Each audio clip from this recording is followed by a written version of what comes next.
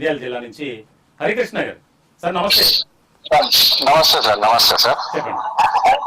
Good evening sir. Good evening. చెప్పండి sir. ఏం లేదు సార్, ఇక్కడ మాకు మోడల్ స్కూల్స్ మేము సర్వీస్ రూల్స్ లేవు. అట్ ద సేమ్ టైం ఏమి గవర్నమెంట్ నుంచి ఎలాంటి రెస్పాన్స్ లేదు సార్. ఎన్నిసార్లు రిప్రజెంట్ చేస్తారు, చాలా సార్లు మా అంటే ఎస్సీ తరపున చాలా సార్లు రెస్పాండ్ చేశారు కానీ రెస్పాన్స్ లేదు.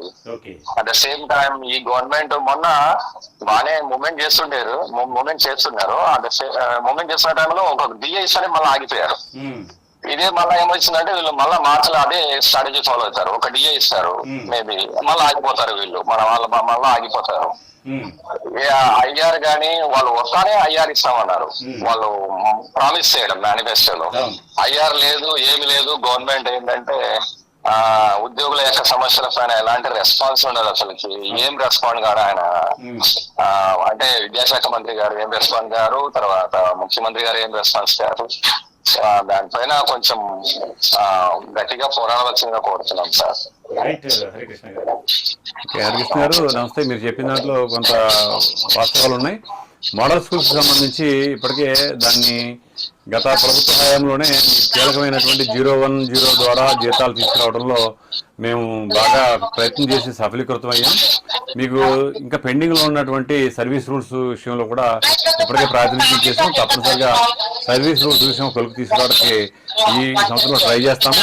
కానీ మీరు అడిగినట్టుగా చాలా మోడల్ స్కూల్స్ అంటే సొసైటీస్ ఆధ్వర్యంలో నడుపుతున్న వాటిలో చాలా వరకు సోషల్ వెల్ఫేర్ కానీ, రెసిడెన్షియల్స్ కానీ, మోడల్ స్కూల్స్ కానీ ఈ సొసైటీస్ ఆధ్వర్యంలో నడుస్తున్నటువంటి వాళ్ళకి 62 సంవత్సరాల వయో పరిమితి పెంచడంలో బ్రేక్ పడింది.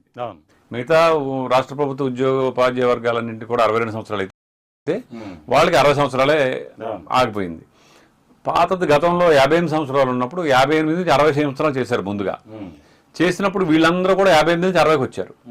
మరలా 60 నుంచి 62 చేసినప్పుడు కొంతమందిని వదిలేసేసి 62 సంవత్సరాలకు మమ్మల్ని అందరూ చేశారు. మరి అది వివక్ష అనేది కనిపిస్తూ ఉంది. అది సరిచేయమని చెప్పారు. మన జేఏసీ నుంచి కూడా మేము అందరం మా చైర్మన్ సాగర్ గారి ఆధ్వర్యంలో 2 సార్లు జాయింట్ స్టాఫ్ కౌన్సిల్ మీటింగ్లో కూడా మాట్లాడటం జరిగింది. తప్పనిసరిగా ఈ సంవత్సరంలో వాళ్ళకి సాధించాల్సింది 62 సంవత్సరాల స్కేల్ ఒకటి.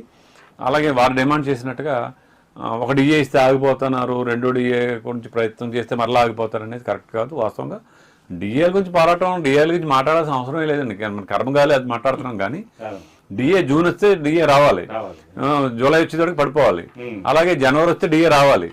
అంతేగాని మనం డిఏ గురించి అడగాల్సిన పరిస్థితి ఎప్పుడు ఉండకూడదు. కానీ ఇప్పుడు ఏమైంది, మనం చూడండి, అడగాల్సిన దాన్ని వదిలేసేసి ఇటువంటి పెండింగ్లు ఉండడం వల్ల న్యాయబద్ధంగా రావాల్సిన వాటి గురించి అడగాల్సి వస్తుంది. కానీ మనం అడిగి దెబ్బలాడాల్సింది దేని గురించి? పిఆర్సీ గురించే. ఎందుకంటే పిఆర్సీ ఎంత లేట్ అయితే అంతా నష్టమే. ఇప్పుడు 30 నెలలు లేట్ అయింది. ఈ 30 నెలల కాలంలో మాకు రేపొద్దున గవర్నమెంట్ ఏం చేస్తుంది, అంత పేపర్ మీద చూపిస్తుంది నోషనల్గా.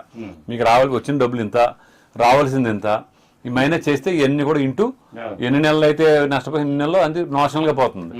ఈ రోజు నుంచి మీకు అమలు అంటాడు 30 నెలలు గంగలో పోసినట్టు. కాబట్టి అది కరెక్ట్ కాదు. మనం దెబ్బలాడాల్సింది, సాధించాల్సింది కొత్త పిఆర్సీఏ.